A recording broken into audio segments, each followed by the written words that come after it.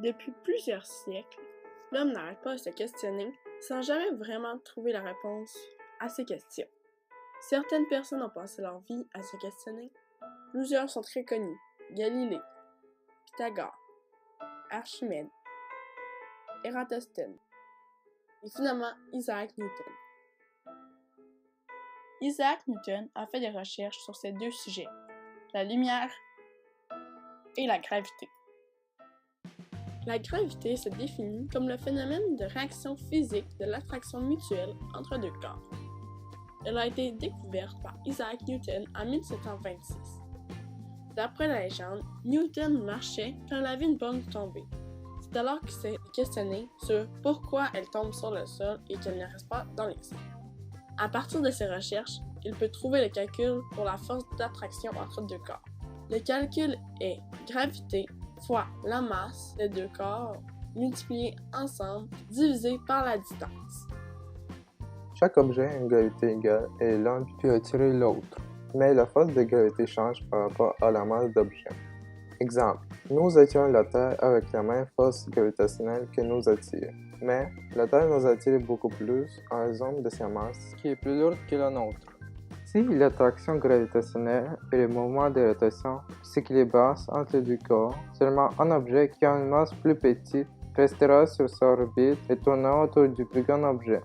C'est pourquoi la Terre reste sur sa orbite et tourne autour du Soleil. La lumière, c'est un rayonnement électromagnétique. Elle est composée de minuscules particules, photons et se déplace sous la forme d'ondes, mais certains pensent qu'elle est composée de minuscules grains.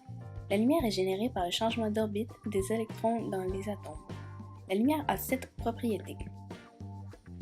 Seulement une partie de ce rayonnement électromagnétique est détectée par l'œil humain. D'autres rayonnements, comme les rayons X, les rayons infrarouges ou des ondes de radio, font que nous ne sommes pas capables de les détecter car nos yeux ne peuvent pas percevoir les rayons qui sont de longueur d'onde plus petite que 400 nanomètres et plus grandes que 700 nanomètres. Nos yeux sont conçus pour percevoir la lumière blanche et le noir. La lumière est composée de toutes les couleurs et lorsqu'on regarde un objet blanc, cet objet retourne vers nos yeux toutes les couleurs en même temps. Donc, notre cerveau nous envoie un message que cet objet est blanc. Ainsi, la couleur rouge, par exemple, absorbe toutes les couleurs de la lumière blanche, sauf le rouge, qui est réfléchi vers l'environnement. Le noir, quant à lui, indique que notre œil ne perçoit aucun rayon lumineux. C'est pour cette raison qu'à la nuit, nous avons l'impression que tout ce qui nous entoure est noir. La lumière est émise par des sources naturelles et artificielles. Exemple, le soleil, les étoiles et l'ampoule à incandescence. Les rayons lumineux transportent de l'énergie lumineuse. Généralement, une partie de cette énergie se transforme en énergie thermique lorsqu'elle rencontre un obstacle. La lumière se déplace à une vitesse de 300 000 km/s. À cette vitesse, nous pourrions faire 7 fois et demi le tour de la Terre en une seconde. D'ailleurs, ceci est une vitesse maximale dans l'univers. Aucune autre matière ne serait capable de le dépasser.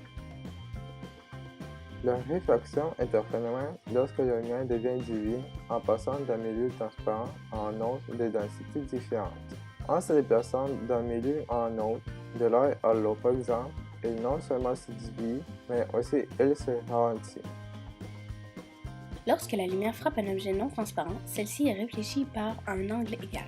Mais il y a des exceptions, comme lorsque la surface n'est pas lisse. Lorsque la surface est lisse, la réflexion s'appelle spéculaire. Elle est l'inverse de la réflexion diffuse car tous les rayons vont dans la même direction.